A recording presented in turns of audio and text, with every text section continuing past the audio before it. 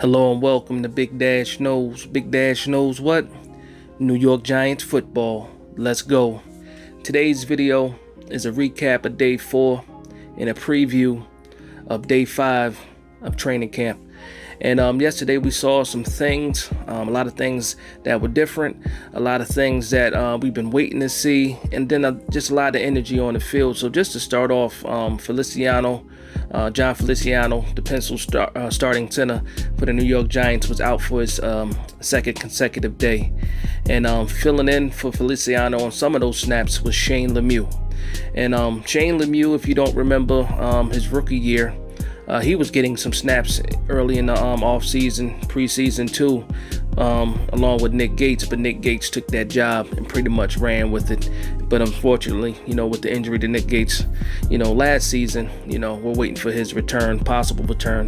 And I did get some news today saying that he can possibly get some snaps this preseason. And if that's the case, that's an amazing recovery time. But we'll see what happens. Like I said, that's just a rumor that I saw floating around today.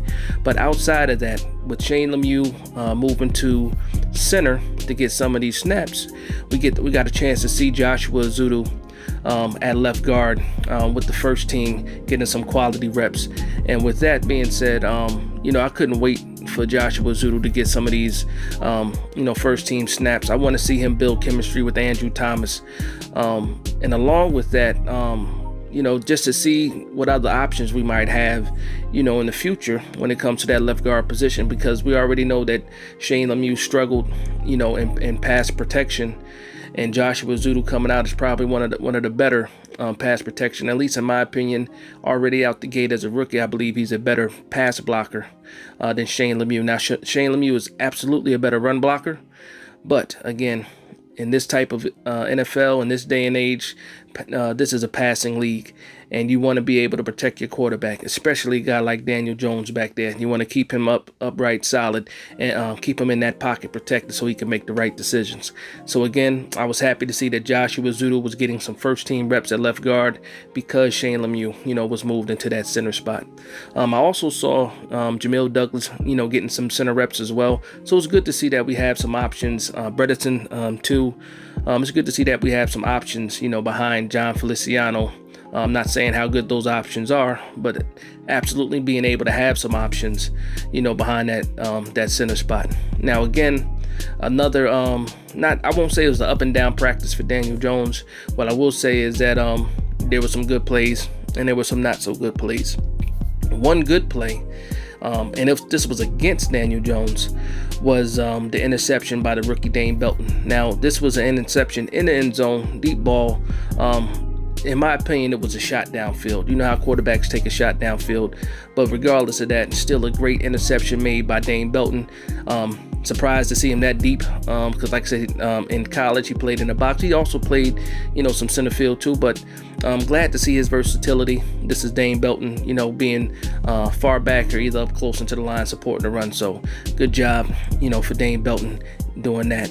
Keeping it on the defensive side, Darnay Holmes had another play today. Wasn't an interception this time, but he was a forced fumble on Saquon Barkley. Saquon Barkley looked like it was outside run, and I don't know if he saw Holmes or not, but Holmes was able to get in there and punch it out. I think he might have just not expected Holmes to punch the ball, but again, that goes to show you Wink teaching these guys to always look for the turnover.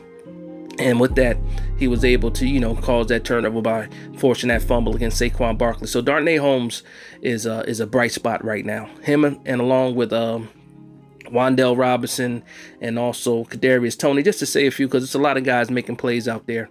I think that these guys are making plays and making the best out of their camp right now, especially Darnay Holmes. Now, keeping it on also on the defensive side, there was finally a Quincy Roche sighting. Yesterday, he was able to get 2 sacks. Also, another strong day on the defense was O'Shane Ximines, and that was his second day in a row, and he's looking good. I also saw that he put on some weight, looked like he's a lot stronger than he was, the past few seasons, and I think he's taking this, this contract year to heart. This is a contract year for him. He wants to get paid, whether that be the Giants or whether that be with another team. He is out there making plays and taking advantage of its snaps. Now, because we saw so much O'Shane Ximines, and we saw so much Roche. What I noticed was that Jihad Ward, and you saw me on the previous video talking about Jihad Ward being a down lineman with his hand in the dirt. We saw that on Saturday in day 4. Jihad Ward was repping had some reps at defensive end, so you like to see that too. A guy that's 290 pounds, I believe he should be a defensive end more than outside linebacker. But like I said, this is Wink's system. He moves guys around, so you got to respect that. But he did have his hand in the dirt yesterday, and you saw him getting pressured too as well. Not pressure, but good snaps. Also yesterday, we had our first brawl of the preseason. It took 4 days, but we got one, and it was in the trenches like you expect it to be. And this time it was Shane Lemieux and Dexter Lawrence. So what I heard from pretty much reading what Bobby Skinner had put on from Talking Giants was that, I guess Shane Lemieux was kind of getting the best of Dexter Lawrence yesterday. And I guess some words were shared, and it caused Lemieux, to go after Dexter Lawrence. I believe they said he tackled him to the ground. And then what happened after that was Leonard Williams went and tackled Lemieux and pinned him to the ground. So the defense is standing up for themselves. The offense is being feisty. So you like to see it. And they were able to break it up quick. I don't know what happened after that, but usually in these team situations, everybody's good after the initial, argument or scuffle. But outside of that, let's get back to the offense. Again, Daniel Jones, he had a nice play, touchdown pass to Wan'Dale Robinson. On that same play, you can see Andrew Thomas, with some good pass coverage against Kayvon Thibodeau. You can see Daniel Jones look off the safety and then hit Wan'Dale Robinson in end zone. It was a great pass, great play all around. The offensive line blocking, the route by Wan'Dale Robinson, finding that soft spot, and then the look off and progression that Daniel Jones showed in that play. So I was excited about that. Seeing that play shows me some growth, in the system, or as far as progression in his reads. But I was just happy to see all that, yesterday. And it was all around. I would say it was a good day. Defense made some plays. The offense made some plays. There was another play, unfortunately. Tyrod Taylor had a nice touchdown pass dropped, and it was dropped by C.J. Boyd. Would have been a great catch too. Again, Tyrod Taylor looks solid. He looks smooth, and he looks confident in his offense. So I can't wait for the preseason and these actual games, or even the joint practices that we have scheduled with the Jets. I believe if that's still going on, I can't wait to see these guys against other teams and actually in competition and going after the quarterback and being full speed, more than just this thud and things like that. But like I said, tomorrow's pad day. So now let me go right into pad day. Now, Monday, the linemen throw the pads on. Well, the team throws the pads on, and I say linemen so much because this is where the trenches get interesting to me. All right, so now you get to see real competition in the pads.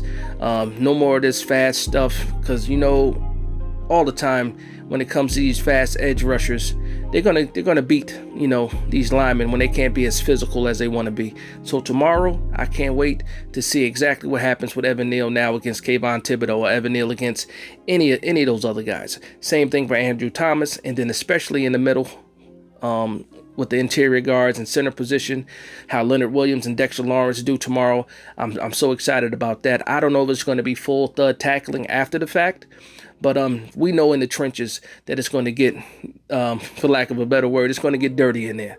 And like I said, I can't wait to see that. So hopefully the same beat writers, I don't know if Talking Giants are going to be there again.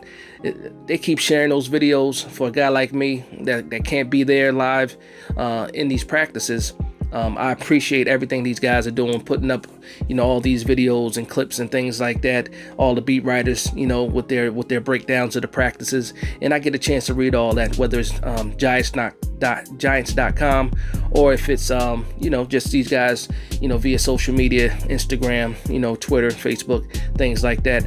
I just appreciate being able to see this information and then again share that information with you guys. So again, I want to thank you guys for vibing with me.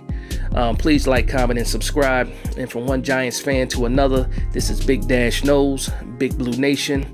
Let's go.